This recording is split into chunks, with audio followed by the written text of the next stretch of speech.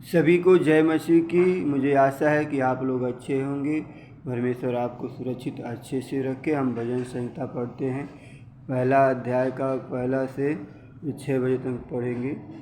क्या ही धन है वह पुरुष जो दुष्टों की युक्ति पर नहीं चलता और न पापियों के मार्ग में खड़ा होता और न ठट्ठा करने वालों की मंडली में बैठता है, परंतु वह जो यहोवा की व्यवस्था से प्रसन्न रहता है और उसकी व्यवस्था पर रात दिन ध्यान करता रहता है, वह उस वृक्ष के समान है जो बहती नालियों के किनारे लगाया गया है और अपनी ऋतु में फलता है और जिसके पत्ते कभी मुरझाते नहीं। इसलिए जो कुछ वह पुरुष करे वह सफल होता है।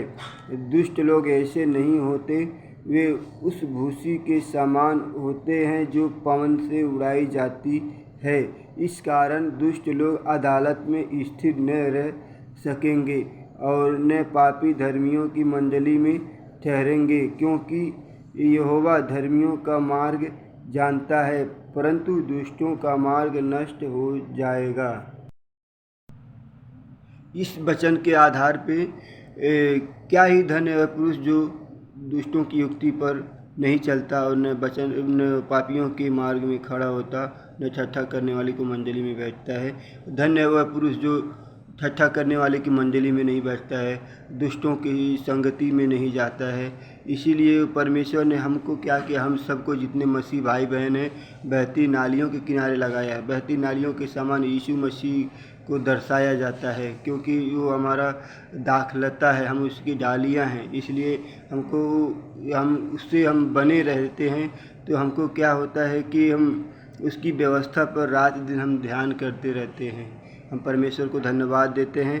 और दुष्ट ऐसे नहीं होते। दुष्ट तो उस भूसी के समान होते हैं, जो हवा आती है, मुसीबत आता है तो क्या होता है, वो लोग उड़ाए जाते हैं, मतलब वो मर मिटते हैं या नष्ट हो जाते हैं। लेकिन परमेश्वर इसमें लिखे हैं कि क्योंकि यहोवा धर्मियों का मार्ग जानता है, परंतु दुष्टों का मार्ग नष्ट हो जाएगा।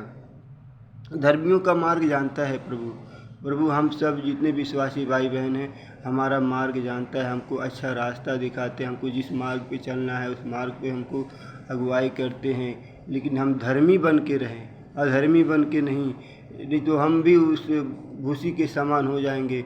अगर हम परमेश्वर की संगति में नहीं रहेंगे, परमेश्वर के वचन में नहीं बने रहेंगे, तो हमको भी उस दुष्ट के समान गिना जाएगा। लेकिन परमेश्वर धर्मियों को जानता है। हम सबको जितने भी विश्वासी भाई बहन हैं, जितने भी यीशु मसीह पे विश्वास करते हैं, प्रभु हम सबको जानते हैं। इसलिए परमेश्वर कहते हैं ठट्ठा करने वाले की मंडली में नहीं बैठना। जहाँ पे लोग झगड़े करते हैं, बुराई होती है, गाली गलौज होती है, वहाँ पे हमको उस संगति में नहीं जाना है। जहाँ पे नशे की हालत में रहते हैं, वहाँ पे हमको नहीं जाना है। जो संसार के है वो हम जो है हम संसार के नहीं हैं, हम प्रभु के हैं। इसलिए प्रभु हमको अलग किया है। परमेश्वर को धन्यवाद देते हैं। और ये वचन अगर अच्छा लगा तो कमेंट में आमीन लिखो।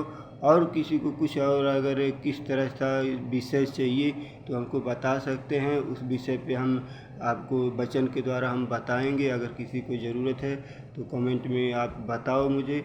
और परमेश्वर इस वचन को सुनने वाले को सभी को आशीष देने पाए। God bless you.